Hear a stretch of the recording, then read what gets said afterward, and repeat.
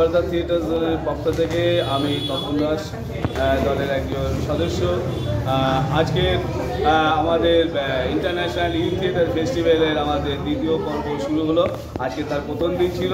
আজকে আমাদের এখানে 3টে নাটক ছিল পসেনিয়াম আর্ট সেন্টার উপস্থিতিতে আপনারা দেখলেন, এবং অসাধারণ 3টি প্রোডাকশান হলো। খর্দা থিয়েটার জোনের নতুন নাটক আজকে প্রথম শো হলো স্বাধীনতার সূর্য, এবং আজকে দর্শক ছিল চোখে পড়ার মতন, এবং 3টে নাটকে দর্শক আমাদের নাটকীয়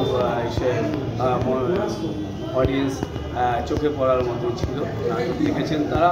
এবং ন্যাশনাল ইউথ থিয়েটার ফেস্টিভ্যাল আগামীকাল রয়েছে। আগামীকাল 4টে দল রয়েছে, 4টের মধ্যে দিল্লির একটি নাটক রয়েছে।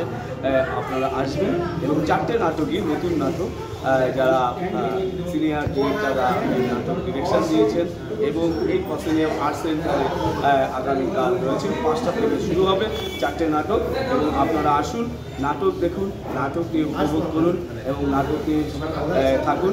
সবার জন্য আরও একটি সুখবর, যে মিনিস্ট্রি অফ কালচার, ভারত সরকারকে আমরা ধন্যবাদ জানাচ্ছি আমাদেরকে সহযোগিতা করার জন্য, এবং সকলকে ভালো থাকবেন, সুস্থ থাকবেন। মিনিস্ট্রি অফ কালচারের সকল সদস্যদের এবং ধন্যবাদ জানাচ্ছি খর্দা থিয়েটার পক্ষ থেকে।